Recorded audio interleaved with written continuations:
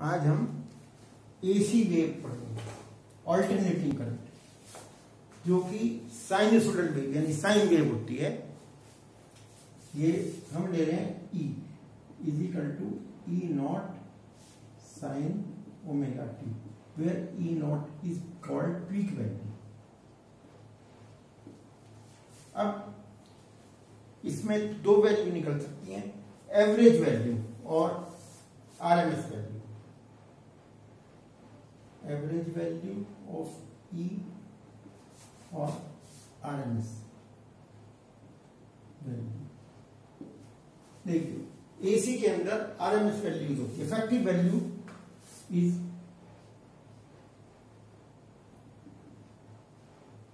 RMS value, root mean square value.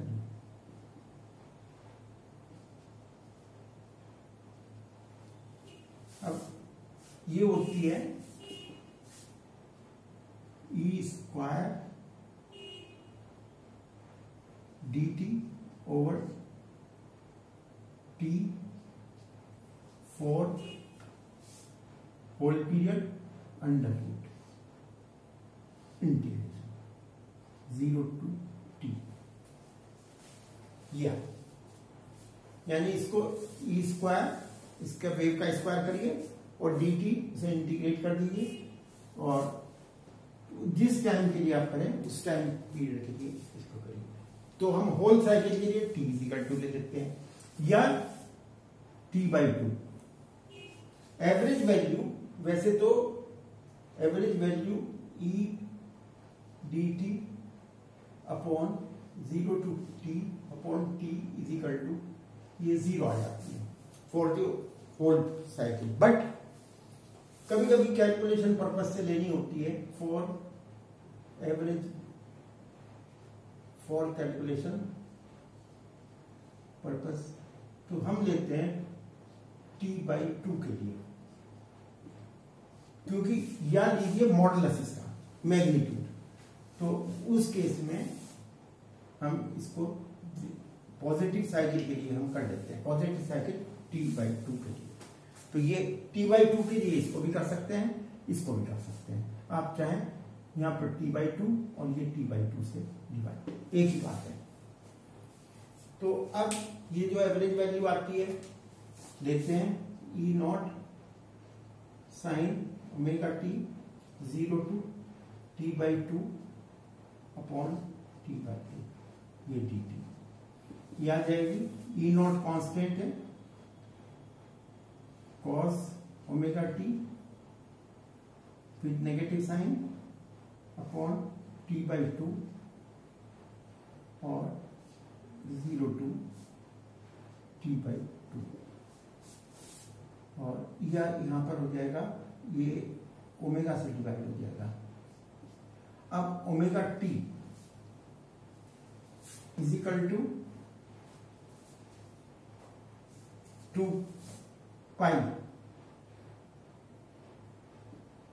That is ये हो जाएगी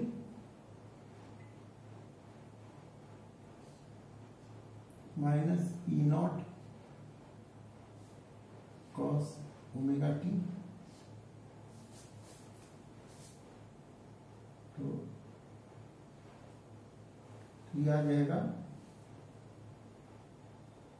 t/2 is equal to pi upon omega,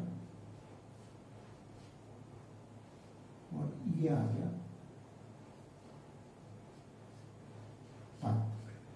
that means अब इसको integrate करते हैं, माइनस ई नॉट और cos pi minus cos 0 upon pi, that is equal to E naught 2 upon pi। ये होती है इसकी 2 E naught upon pi, that comes to be 2 E naught upon pi, approximately 0.636। इसी तरह से किसी और के, अब निकालते हैं आरएमएस वैल्यू। आरएमएस वैल्यू भी इसी तरह से निकालेंगे। पहले करते हैं integration of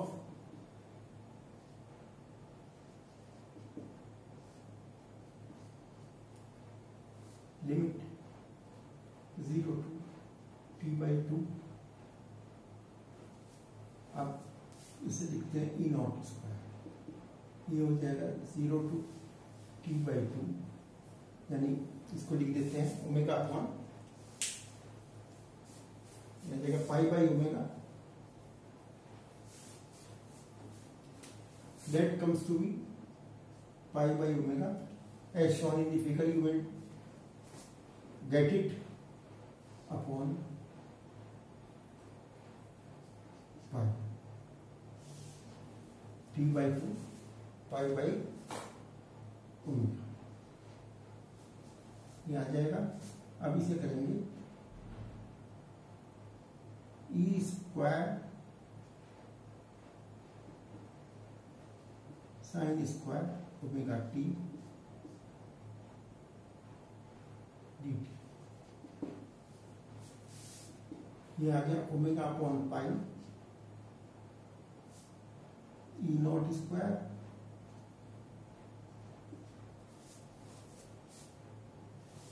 zero to π/ω। Omega T को कुछ भी पुट कर सकते हैं, that omega T is equal to X या theta, D T is equal to D X upon omega, ये कर लीजिए। तो ये आ जाएगा, लिमिट्स आ जाएंगी 0 to पाई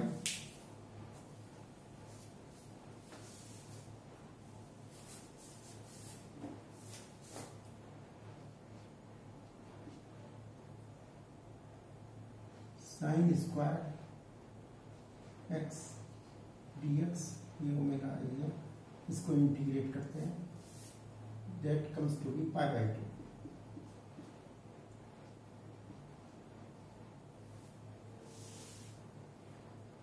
π/2 अपॉन पाई, ये आ जाएगा इसका इंटीग्रेशन। तो पाई से pi cancel, E naught square pi. U में integrate, there is no problem, क्योंकि इसको प्रॉपर्टी लगाइए साइन स्क्वायर एक्स, इमीडिएटली आपके पास आ जाता है 0 to π/2 π/4 होता है, तो ये π/2 रहेगा। ये आप अपने आप देख सकते हैं। तो इस तरह से आरएमएस वैल्यू निकालने पर ये आ जाती है हमारी, ये इंटीग्रेशन आता है ई नॉट स्क्वायर/2। तो E RMS E not by 2, ये ध्यान रखिए, दैट इज इंपॉर्टेंट। ये पीक वैल्यू का 1/√2 होता है, that is 0.707 times of E. इसी तरह से IO I not sine omega T, यहां प्लस 5 हो तो भी तब भी यही आएगा, I R M S is equal to I not by 2। तो effective value 1/√2 time peak value की होती है। अगर इसमें इफेक्टिव वैल्यू भी गिनो तो पीक वैल्यू निकल जाए, there is no problem.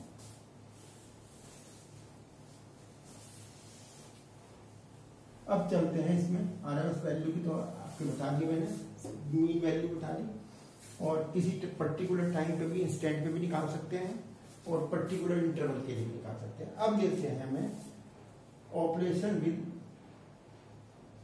Different conditions. Suppose AC को डिनोट कर दिया हमने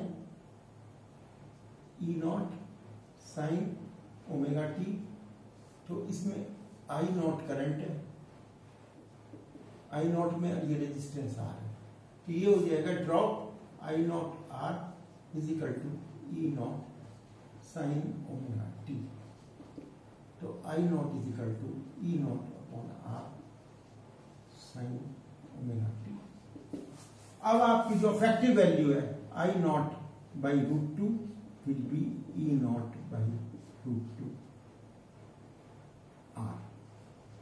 तो हम effective value I effective is equal to E effective upon root E effective by R. यहां से जैसे डीसी में देते हैं बिल्कुल वही लेंगे, लेकिन लेंगे इफेक्टिव वैल्यू। पीक वैल्यू निकालनी होगी, √2 टाइम्स कर देंगे। जो हमें डाटा में गिवन होती है वो भी जब तक पीक वैल्यू की इक्वेशन ना गिवन हो या पीक वैल्यू ना लिखी जाए तो आप उसको इफेक्टिव वैल्यू मान ले जाए। अब consideration with inductance,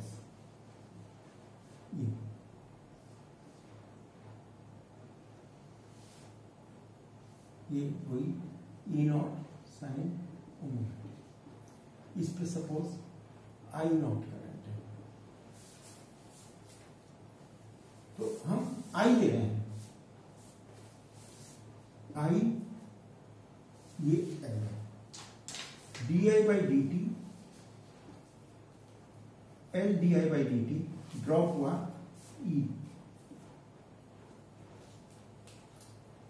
E sign omega T E जो। अब इसको अगर हम इंटीग्रेट करें तो ये आ जाएगा L into I is equal to integration of E0 sine omega T D T, that is equal to E0 upon omega cos omega T with negative sine. तो जिससे I is equal to E0 cos omega T with negative sine और omega है। और इसको अगर sign की terms में लिखें, E0 sine omega T minus π/2 upon omega है। तो जो करंट आएगी इसके अंदर वो π/2 से लैग करेगी। करंट इज लैगिंग बिहाइंड, इसको नेक्स्ट लेसन में समझेंगे। करंट इज लैगिंग बिहाइंड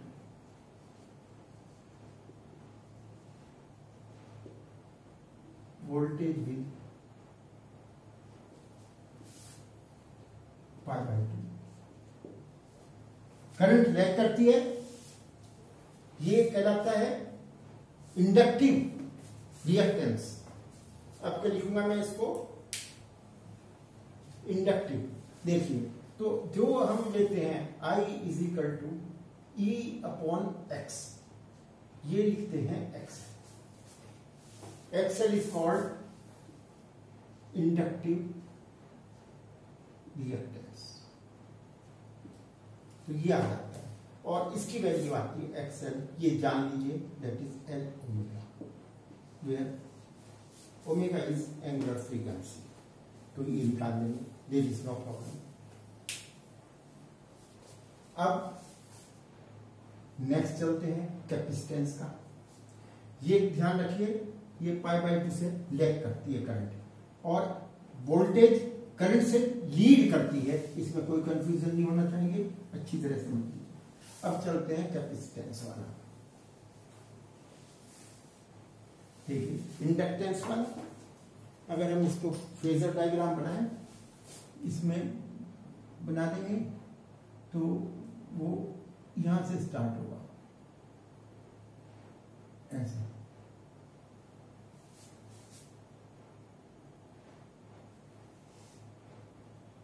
यहां जाएगा इस तरह से।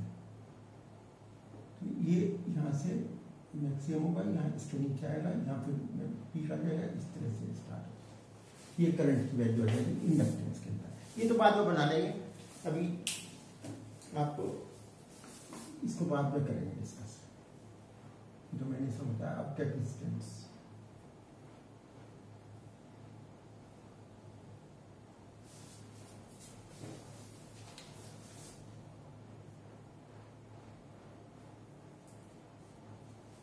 Capacitance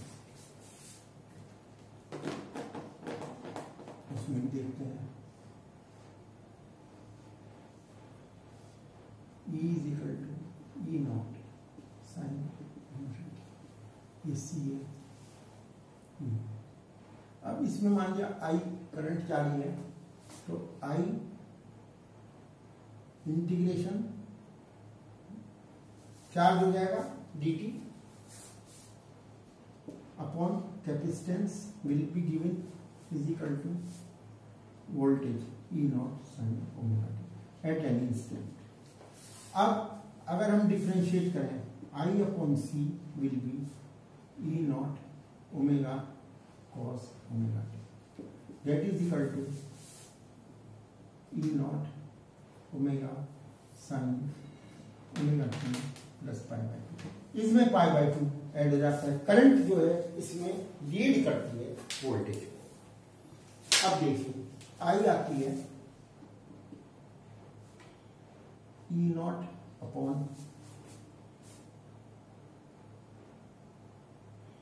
sign omega T plus pi by two over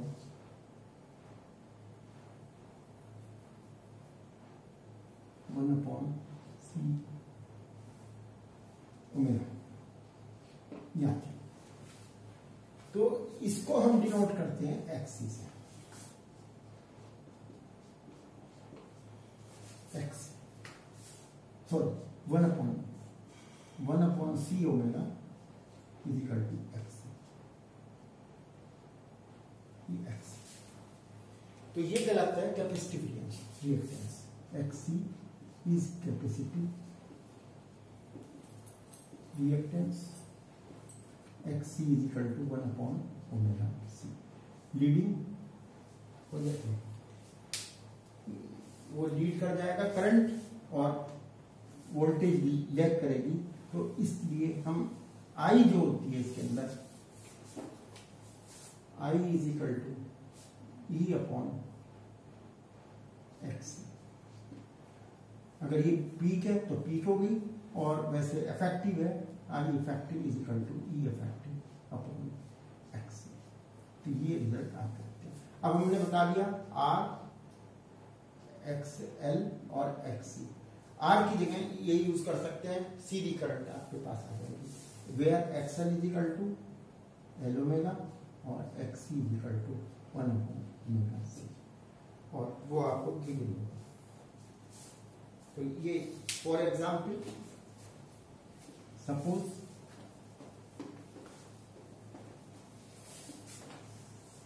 एक 100 वोल्ट सप्लाई है, इसका मतलब है इफेक्टिव रेजिस्टेंस अगर 5 ओम है तो करंट हो जाएगी, इफेक्टिव करंट हो जाएगी 100 अपॉन 5, इफेक्टिव करंट 20 एम्पियर्स। अब मान लिया अगर सिर्फ इंडक्टेंस लगा है, इंडक्टेंस लगा है, वो लगा हुआ है आपका 1.1 हेनरी का, और आपकी ओमेगा है जो है 100। तो इन दैट केस एक्सएल हो जाएगा एल ओमेगा। अगर इक्वेशन है ये हो जाएगी sign 100t omega T, omega की जगह आप ले लेंगे, नहीं तो ओमेगा जो की भी ना बोलेंगे, और ये हो जाएगा हमारे पास 0.1 into 100 दैट इज 10 ओम। तो आई हो जाएगी, ये हो गया inductive reactance that is equal to 100 upon 10 that is 10 amp. अब कैपेसिटिव एक कैपेसिटेंस है जो कि हमारा 10 माइक्रोफैरड का लगा हुआ है, इसके देखते हैं, इसी फ्रीक्वेंसी का है, ओमेगा इज इक्वल टू 100, तब एक्सी निकालते हैं, X C will be 1 upon omega C that is 1 upon 100 into 10 to the power -6 that is equal to 10 to the power 3 ohm, और आई आ जाएगी 100 upon 10 to the power 3 ampere that is point, ये आ जाएगी 0.1 ampere. Effective है सभी। अगर peak दी हुई है तो उसे इफेक्टिव में कन्वर्ट कर दीजिए, पीक निकालनी है तो इफेक्टिव से वो निकल जाएगी। Thank you.